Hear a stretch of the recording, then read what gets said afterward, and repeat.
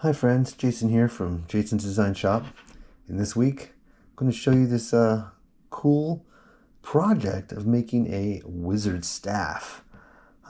Recently came across a lot of cherry wood that I've been doing projects with and found this cool stick, and my nephew said he wanted to make a wizard stick out of it, a wizard staff. So I was intrigued and took on the challenge, something so unconventional. So I got the router out and routed out a groove from top to bottom. There was already a crack there, but bracing myself up like this and these big handles on this Ryobi worked out pretty good. Good control. Took a couple passes at it and got it deep enough because we're going to fill it up with epoxy and some LED lights. That was kind of the surprise. At the end, he did not know about that. And so that was cool. We're going to put the electronics in a box there and the crown, a big crystal on the top. First, this is my dog Pearl. She hangs around. She's my shadow. And I try to get a clip of her in every video just for the heck of it. She's always under my feet. If you got a dog that's always under your feet, leave a comment. Leave a note in the comment. Let me know. So sometimes the router gets stuck and hits these knobs, so you're going to have to sand them down or cut them off if you want to do something like this, if there's limbs going off. Yeah, real cool effect right here. Look at this dreamlike effect because the camera is sitting on the table and the vibration is shaking the table and doing that. Pretty cool. That'd be nice if it was an effect you can use in iMovie or in your video editing program. Anyways, routing out the hole for the electronics and rock and roll. So I really like how this channel came out. It's nice and clean all the way up and down with that router bit. Worked well. So it's ready to go. So now I'm working on the top end. It's not deep enough, so I just use a wing bit to clean it out, as you can see here. And it's got to be deep enough to hold the electronics.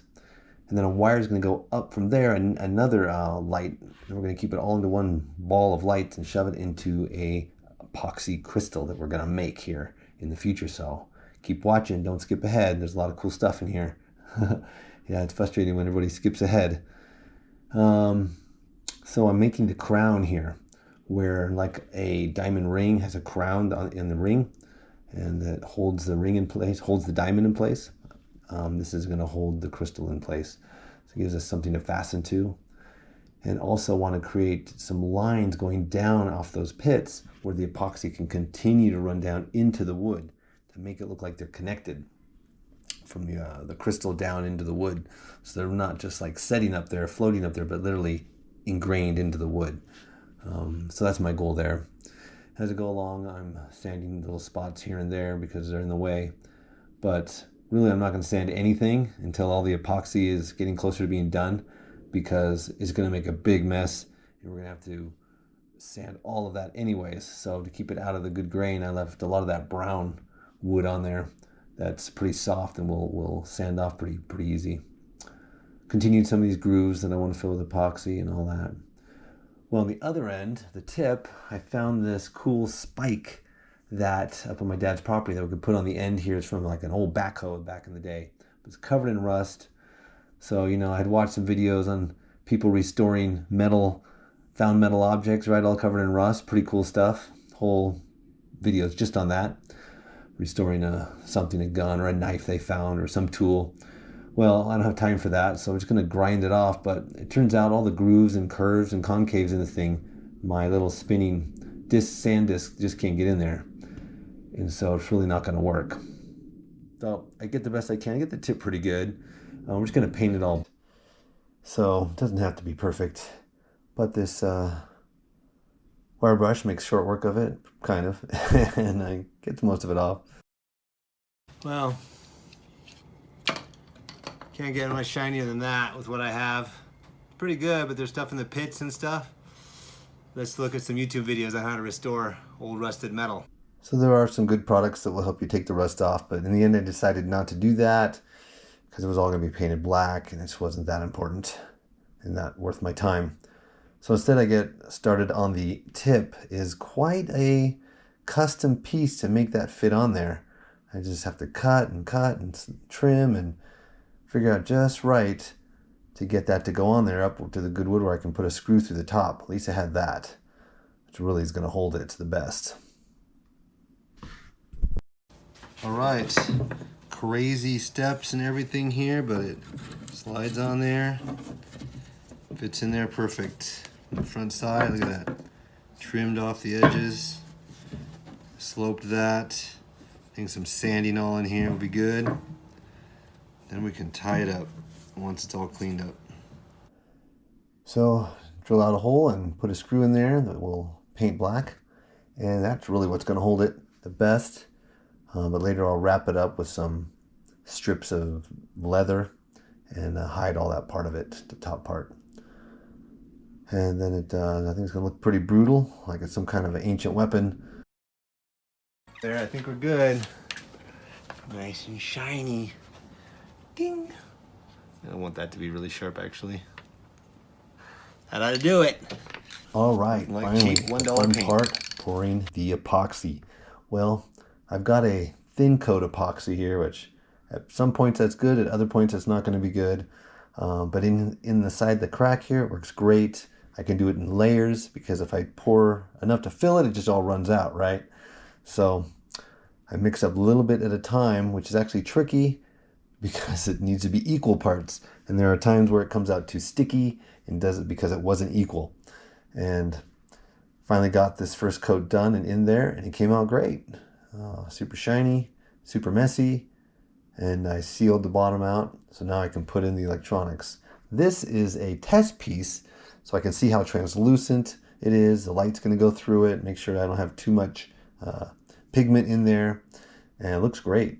It's eventually going to be a hammer I'm going to use for some timber framing projects I hope to do, so stick around to this channel. Please subscribe if you're enjoying this, and see if you're going to like it in the future. We got cool projects planned.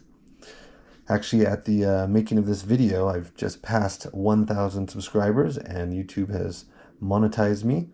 So in the last month, I've made $1.60. Pretty exciting. So help us new YouTubers out, and subscribe, like, and hit that notification bell. All right, so here's right there making the epoxy crystal. That's where it becomes a problem. I've got to do layer after layer. It looks kind of cool at some point, so you'll see, having those epoxy layers to look through sideways and stuff. But I think it would have been just so much faster and better just to do one big pour with a deep pour epoxy. But I didn't have the money to buy a whole nother gallon of that. So here we go. The lights are in there. Poured some epoxy over it, turned it on, and it works. Actually, it looks like it's just sitting in there. We're about to do the next pour. So one way to keep the epoxy from running out of a groove that constantly changes and contours with, a piece of wood you might have, a log or something, if you're going to do something like this, is to create some little dams and do it in sections. You'll pour a section, it'll get thick, and then you'll turn it, you'll mix up a little more, pour that section, and the dams will stop it from running out the side. And then I also discovered the painter's tape trick works great, and I've used painter's tape a lot since then for epoxy, and it always seems to work and seal the edges. But if it's rough as this, as a staff, it doesn't work as well. But you can put the tape over there and pour it down in the top, and it works. So here is the crystal frame filled with tape inside so it won't stick to the wood. And that's one layer. We're going to fill it all the way up to that line. We've got to make two of them. So I'm going back and forth between working on the stick and working on the crystal and pouring the extra in there. So you can see where I put the tape over the hammer, where it's rough there, and then where it's shiny was the very top. It's a curved piece of wood. It's high right there in the middle. And so it ran down under the tape. So the goal here, as you can see, is I've prepped tape over the crack, and I pour it in the high spots, and it runs down underneath the tape and fills up. So it crowns, so later we can sand it down and be flush across the top of the groove. It still runs out in some places, but it does pretty good. The problem is getting the tape off now that it kind of fuses with the epoxy. It becomes a long ordeal. It takes a lot of time to get it all off of there. But it comes out pretty good. Then you turn on the stick. Now you start to see the color of the epoxy in the lights, which is pretty awesome. And these are the holes that are left behind, the air bubbles. Just like you see in the river tables and the epoxy tables, you get all the little pits you got to go back and fill up. Talk about river tables. I'm planning to make one, so stay tuned for that future project. And you'll see why when you see the wood. It's perfect for it. Well, I'm going back and forth here and filling up the crystal and filling up other things, filling up the crystal and filling up the wizard staff. So I make usually 2 little buckets each. Each of those has 50-50 the mix, and pour one inside the crystal, so it's making all these layers, and the other one I use for the wizard stick. And it's just a back and forth game, so you can see why a deep pour epoxy would really be nice at this point. But I don't need deep pour for all the little pits and all the little parts on the wizard stick there. So it's moving along, and you just got to be patient and fill up all those little pits, because we're going to sand it here in just a second. It's going to look amazing. Check this out when we go outside too. This side project I've been doing, just went through a round of sandpaper from 60 grit, 90 grit, 180, 120, 180, 220. It's super smooth. So this is the test. Always do test pieces. So might as well make the test piece be something cool. Olympic Elite's wood oil. Advanced stain sealant in 1. All right, here's the test log. I'm gonna use the lighter oil on this because it's a light wood. Yeah, it brings the red out. This cherry log, look at that. All right, there it is.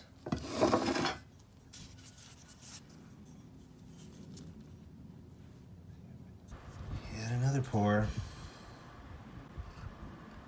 It's a little more clear, and I've got some glitter in this one to see how it does anything cool. Looks like it will.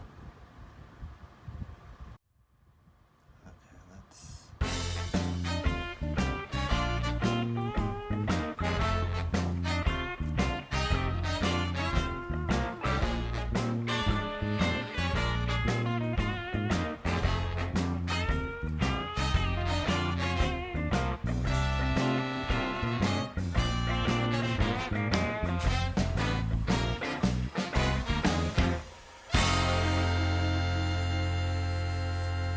Time has come to sand this beast down. All right. So check that out in the sun, and you can see the glitter in there as the camera gets closer, reflecting. And this is what I used on the log bed project, that glitter. All right, folks, I just did the 40 grit and ripped it all off of there. It looks great. A couple spots I need to fill there, maybe a little hole. Definitely, that came out pretty good. I'm gonna fill the tops of all these. There's electronics. And this one again. Looks like almost the last pour. So yeah, last pour, not really. I need to make another one the same size, and we'll stack them together. That part's coming up. But first, we gotta take this one out of there and not destroy the frame there, because we're gonna use it again for the other one. Start all over, basically. But luckily I did use packing tape, so I was prepared on that concept to know about packing tape and things that epoxy does not stick to. And take it apart. And you can see all the different, what do you call it, layers in there coming up. Check this out. So where different amounts of pigment, different clearness or not. But that part was harder to get off. I get a hammer on there and it comes off, and I have to glue the box, the triangle box back together. That's a cool crystal. That's the coolest part right there. So to actually make this symmetrical all the way around like this, the width here is 4 inches, which means I have to be 4 inches here as well. So I am shy 1 inch and 3/4. So I need to make one that's 1 inch and 3/4 now. I'll go right there, let's see. Yep, or 5/8, 1 inch and 5/8. Right, re-glued the frame. We'll add some more tape to it once it's dry. All right, so back to the hammer I was making. Decided to glue that together and let it be done. Have some fantasies of timber framing one day. So I was hoping to do it this year, but I don't know if it's going to happen. Make a timber frame gazebo in the backyard. And I'm planning, even since back then, I'm planning to do that. So I'm excited about it. There's our hammer. Pretty cool, huh? My thought was you can use it to pound in pegs, oak pegs, into a timber frame house, right? I think it'd be pretty cool if we end up doing any of those, whether for actual structural or for looks. This would be cool.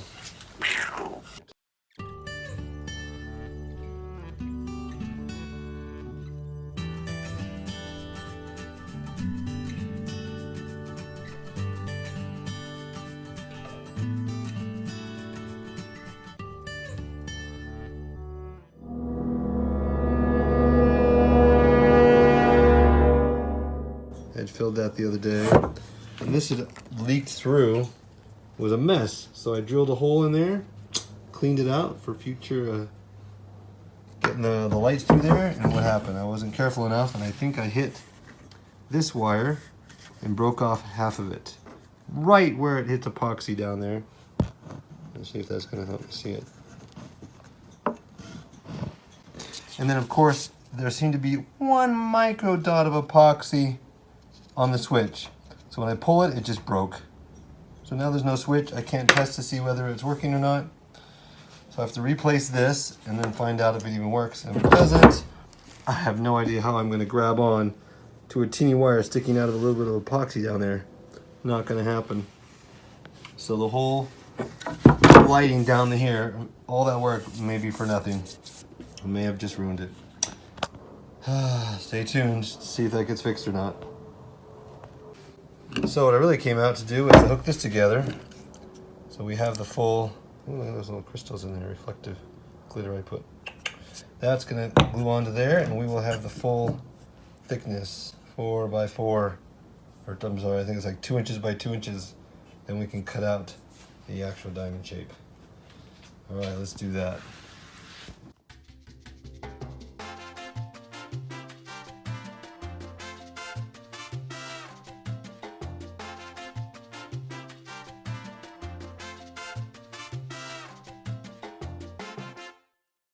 Loosen that one, you can tell the difference.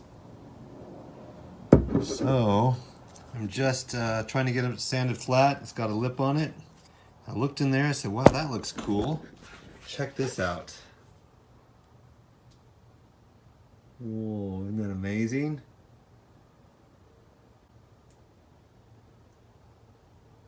That's because I mixed it slowly and stopped. It didn't overmix.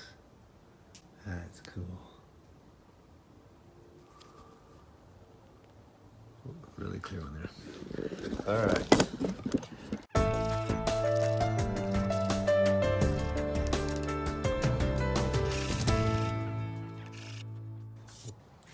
So let's see if this is going to work. Doesn't matter if it runs out around the edge. We're going to be sanding this with the middle, you know, here. So cutting it to be the right shape.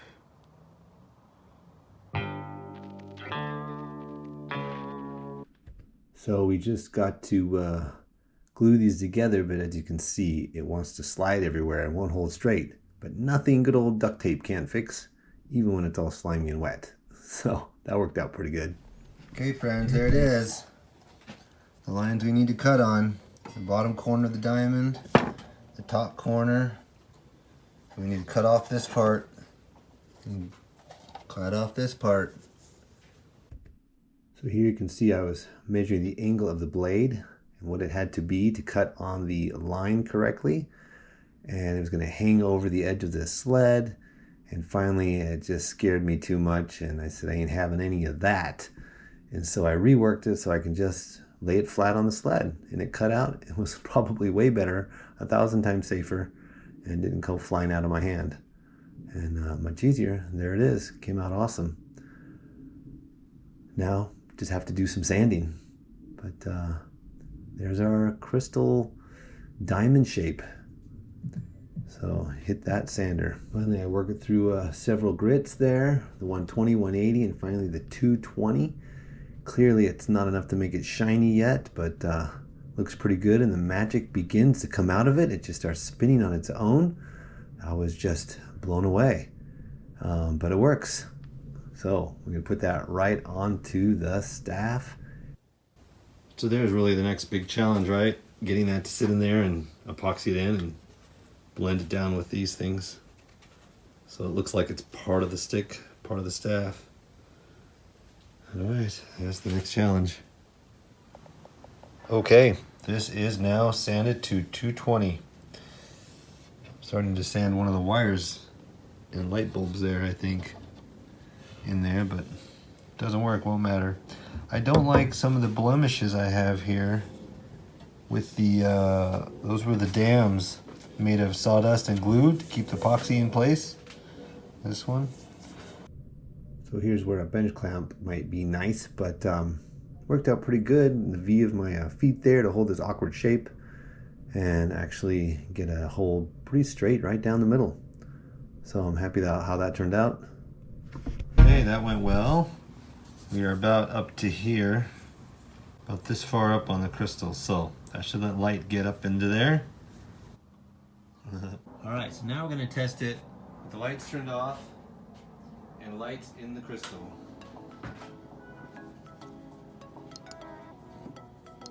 So if you're walking down the street, that's what you'll see. Yeah, one side is darker, isn't it? And one side's lighter. So I want to kind of have that face the front. So now I wad up all the lights into a ball and shove it into that hole we drilled in the crystal. And we know it works. And I'm just focusing on that one for now. The broken one we're going to have to deal with at the very end.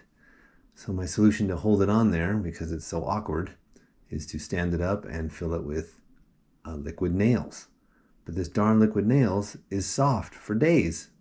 Look at that, it's still pokey and soft. It's the weirdest thing I'd ever seen. Sanded, crystal hooked on.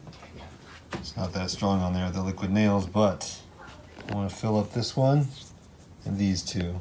The next day, that one. The next day, one over here, and the next day, one over there. There's the mix. And I rubbed it on with a paper towel and made it super shiny again, the crystal. So that's cool. That worked out too. And now I filled in the, I tried to paint it on the top, super thin layer, but it still wants to run on my nicely sanded stick. So I don't know, I'm gonna have to sand it again. And remember the tip that we painted? Oh, we're back to that. A touch of glue and lay that sucker on there just to help hold it that much more, I guess. And lock it in place. All right, got it in there, but it came through. So I'm gonna have to grind that down. All right, so a little grinder, of course, take care of that sharp screw, a little paint, and it is all black and ready for leather. But first, I felt like there were some gaps in the wood, so I used some wood putty. Oh, I cut some leather straps to tie that bottom on to look cool.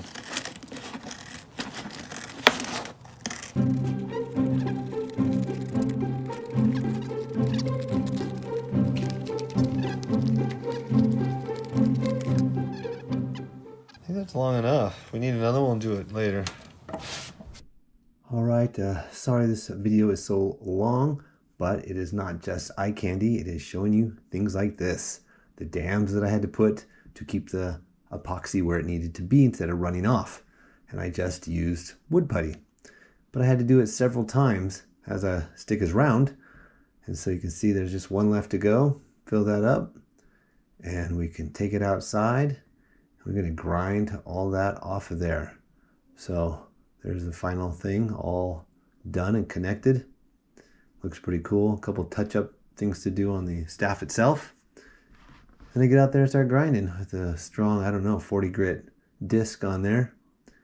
And it just grinds it right off. I like doing work like that with dust, or it creates a lot of dust outside and sanding, especially when the weather's great. I just go out in my backyard and start sanding away and get some good clean air while I'm wearing my breather. You can see where it's hazy, where we brushed and where I clear coated it. The clear coat is rough. It's So I'm thinking going back to the hazy cut.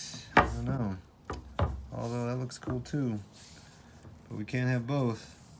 Only issue now is I had to sand that whole side a lot. Of course, all this a little could transition in there nice, but now this side goes all the way out, even over the top. This has a big lip rim. You can see there in the light. See that? And all the speckles and bumps. I'd love to sand that all again. All right, I went ahead and sanded all the way around with 220. Actually, 180 then 220 because it was really sticky. That one coat that I had on there was super sticky. It wouldn't come off. So I had to redo it all. I think it was a bad pour. Is why those little bubbles were on there. Okay. Now we have that nice hazy look we had before. When I say bad pour, what I really mean is it wasn't equal parts of the two-part epoxy. And so if you don't have equal parts, it often comes out sticky and never really gets hard. And therefore it's yucky. You know, it's not as shiny either. Right, so what I'm doing here is trying to sand it all down, get all that bad part off, but at this point I'm just trying to make it an even amount of sandpaper so the scratches are at the same level. Bring it all up to the same level of sandpaper. I'm sorry, I said scratch paper. That's very funny. I don't think I'll edit that out. Yeah, then this stuff, I just love it on the redwood. It just really brings out the red in the cherrywood. There we go again. Right, and this is interesting. The oil really, because it's a liquid, right, makes the epoxy translucent again, and you'll see that on the head when I talk about it. If you have a better solution, let me know in the comments, epoxy people. So if we use the oil on here, clears it up, and I think that's going to be better than doing a layer of polyurethane on there and risking making it ripple and run and drip and make bumps everywhere. Look at that, you can see right into it again. Oh, beautiful. We have ourselves a crystal on the end of a wizard stick. The ball did it. Now, let's turn on the light for some reason. Ooh, gotta do that. Here we go. Helia, turn that one off. Can you see my face? No, I can't really. Oh, I can see it. It's kind of illuminated. Look at that. That's sick. All right. Get close. Turn it on. Cool. So now we're gonna play with the broken wire in there, so you can fix that. Here we go. Let's try the skin wrapped around this. See if that looks cool. Let's go back and forth.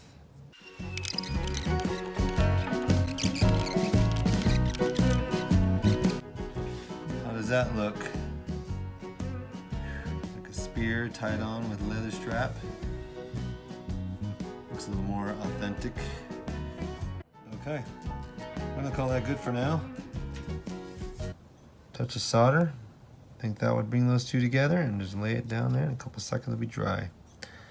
That's the game I'm gonna play. I'm gonna try to solder that together. The heat might melt the wires, but hopefully, and then totally short it out. We'll give it a try. See that right there? Yeah. Hey friends, if I've done something right in this video and you've enjoyed it and maybe learned something, if you want to try to do a project like this, then please, it would be so honored if you would click that subscribe button and join the family and hang out with me on some future videos maybe. So if you have any questions about what's happened in here and you want to know what I did and maybe I didn't show something, make a comment and tell me what color epoxy you would have used for the crystal, and that'll cue me and I will get back to you and give you an answer. Lights on. That's what it looks like. Dude, guys, I'm so stoked that I got that solder on there and it works. That is amazing, just amazing. Solder just touched that little thread sticking up through the epoxy, and the top one twisted and got stuck right into it. Got lucky. All right, I'm gonna try to package this up now and then cover this hole. And finally, found 2 screws to hold the leather on, so we're gonna paint them. drilled out the holes and screwed them in, and we are done. So check out this beautiful video montage. We'll call it a video.